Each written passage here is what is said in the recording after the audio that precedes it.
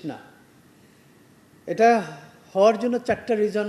কোনোটাই, যেহেতু একটা ইন্ডিপেন্ডেন্ট ইনভেস্টিগেশন চলতেছে, ওইটার আগে আমি কোনো জাজমেন্টাল হতে চাই না, বাট প্রবাবিলিটি হলো ডিজাইন ফল্ট হতে পারে, কনস্ট্রাক্টিবিলিটি হতে পারে, যেই জিনিসের উপরে বসাইতে বলছে, যেই জিনিস দিচ্ছে এটা হতে পারে, অথবা ওয়ার্কম্যানশিপও হতে পারে।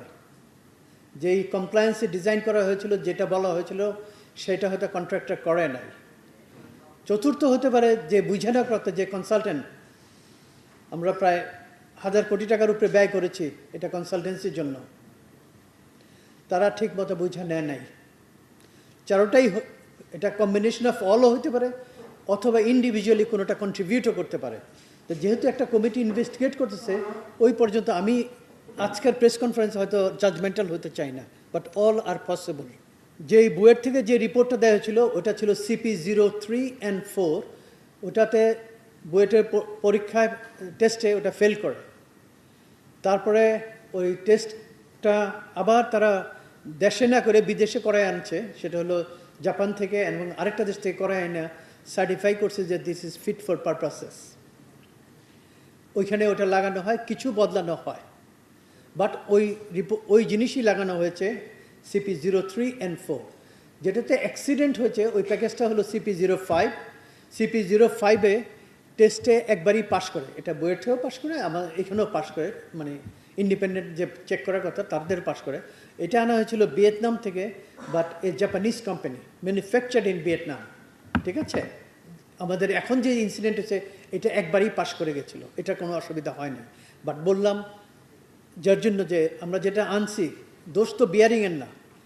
প্রফেসর শামসুল হক সাহেব ভেরি ক্লিয়ারলি বলেছেন, দোষ কিন্তু বিয়ারিংয়ের না। বিয়ারিং যে লাগাইছে, যেভাবে লাগানো হয়েছে, বা যে বুঝে নেওয়ার কথা সে বুঝে নিছে কিনা, ওইগুলি আমাদের দেখতে হবে। তো যেহেতু এখন investigation committee within 1 more week রিপোর্টটা দিবে, তারপরে হয়তো আমরা আরেকটা প্রেস কনফারেন্স করতে হবে, ওই আপনাদের জানাই দিতে হবে যে তাদের কি রিকমেন্ডেশন এবং আমরা কি করতে পারি বুঝে নেওয়ার জন্য। যেহেতু এটা প্রথম মেট্রো ছিল বাংলাদেশে, এখানে কোনো ম্যাজিক ওয়েতে এটা লার্নিং কার্ভ সম্ভব না। মেট্রো, আমরা যারা মেট্রোতে কাজ করেছি গত 6 বছর 5-7 বছর, অনেকের লাইফে তো আপনার কেউ মেট্রো চড়েনি নেই জীবনে, কিন্তু আপনারা মেট্রোতে কাজ করেছেন। সুতরাং কেন হয়েছে ওটা ইম্পর্টেন্ট না, ইম্পর্টেন্টটা হলো ওয়ে ফরওয়ার্ড, আমরা কিভাবে এটা প্রিভেন্ট করতে পারি। ঠিক আছে, বুঝে নেওয়ার দায়িত্বটা কনসালটেন্টের, যার জন্য আমরা বিদেশি কনসালটেন্ট রেখেছি, তাদের বুঝিয়ে নেওয়া, আমাদেরকে বুঝাই দেওয়ার দায়িত্ব। এটা একদম very clear and without any degree of ambiguity. ডিএমটিসি TL হলো এমপ্লয়ার, তারা ওদের কাছ থেকে বুঝে নেবে। যেমন এই প্যাকেজটা এখন আমরা বুঝে নেই নাই, বিকজ এটাতে এনাফ ডিফেক্ট আছে।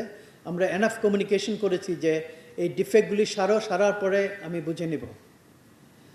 ঠিক আছে, তো এটার ব্যাপারে আমরা সবাই যাতে একমত থাকি যে এটা ইন্ডিভিজুয়ালি কেউ নেওয়ার কিছু না। আমার প্রসেসটা হলো কন্ট্রাক্টর কনসালটেন্ট ডিজাইন করবে, কন্ট্রাক্টর ওই ডিজাইন কমপ্লায়েন্স করে কনস্ট্রাকশন করবে, কনস্ট্রাকশন করার পরে কনসালটেন্টের কাজ হলো কাজটা বুঝে নেওয়ার পরে ডিএমটিসিএল মানে এমপ্লয়ারকে বুঝায় দেওয়া। ঠিক আছে, তো এই কাজগুলিতে কিছু তাড়াহুড়া হয়েছে, তখন কেন হয়েছে ওটার উত্তর আমি দিতে পারবো না।